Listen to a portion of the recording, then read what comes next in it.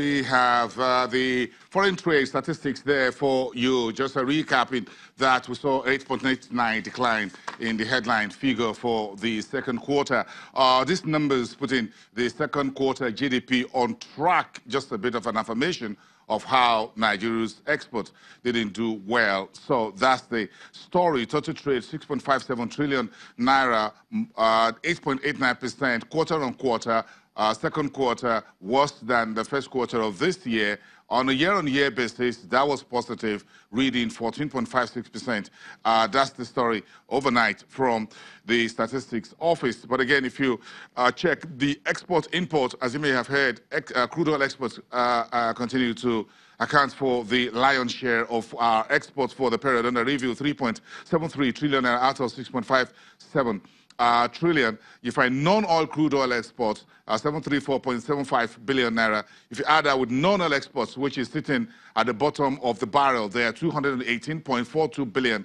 So if you add crude oil exports to non-crude oil exports, you find the biggest part of it. That tells you that this economy is actually struggling in terms of exports. Agri, just about 1% of that total. Not a very palatable story from the second quarter of the year when our GDP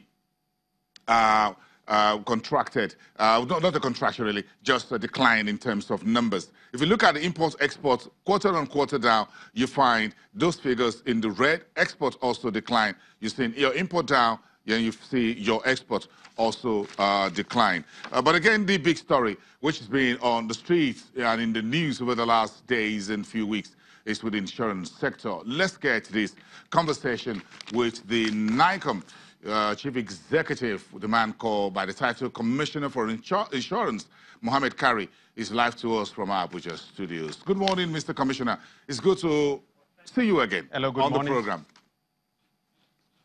Thank you very much. Thank you. It's good to have you. Let's go straight to business.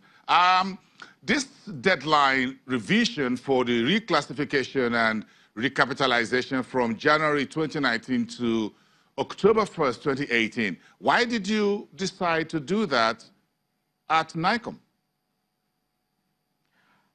The deadline has been made a feature of the policy. It is not really the main feature of the policy.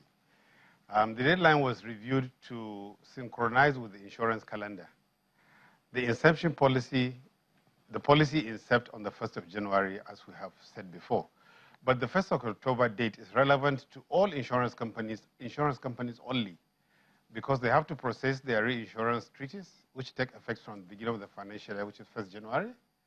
And they have to start running off policies on which they don't qualify to underwrite.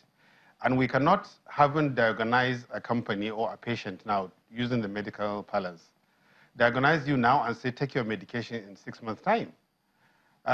What we have said with the date review is insurance companies should know their position by the 1st of October so that they can incept the preparation of their treaties, which take effect from 1st January, period. So in terms of the calls for an extension, for example, the insurance workers under ASBIFI says took a full-page newspaper at Victoria 3 days ago and asked your agency, your regulatory body, to please extend this deadline till December 2019, saying that you need to consider the state of the industry. We appreciate stakeholders' comment, and we have considered a lot of opinions beyond that of our operators. We regulate the operators, and the operators, unless they don't want to be fair, have been taken through along on this policy.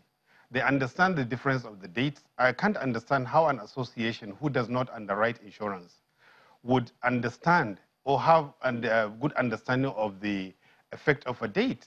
The insurance companies, to my opinion, have not complained since we had a long consultative session. They came up to us, we had a meeting. We asked them to write in all their observations and what they want reviewed, and we accommodated virtually all of them. So I don't hear the complaints from the insurance companies. If the insurance companies have complaints, unfortunately, this is not the media to attend to insurance companies' complaint, because we do interact regularly, and they do come to our office when they have issues. They come individually, and they come through their market association. So for other stakeholders That is the reason why we are making ourselves available to answer all concerns and explain them further. To the association you mentioned, we have already responded to their letter, and they have not provided any argument which we believe is an issue to our operator. Mr. Commissioner, in terms of recapitalizing the insurance industry, this is not the first time. At least in the last 10 years, we've seen a recapitalization exercise before. Are there lessons from the last exercise to the current one?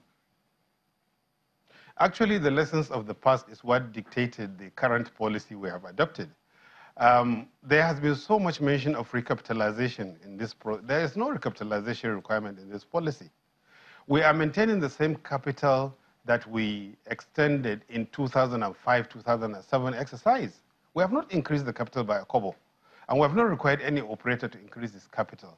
What we have done is to reclassify you based on your solvency capital as it exists on the 31st of December 2017, because that is the last approved account we have.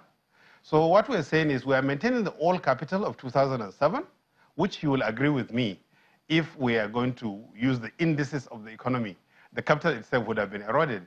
So instead of asking for capitalization, which we know will be difficult in view of the state of the capital market, we requested operators to operate within their financial ability. That's all we have done. We have not asked anybody to capitalize. If insurance companies want to recapitalize, that is their choice.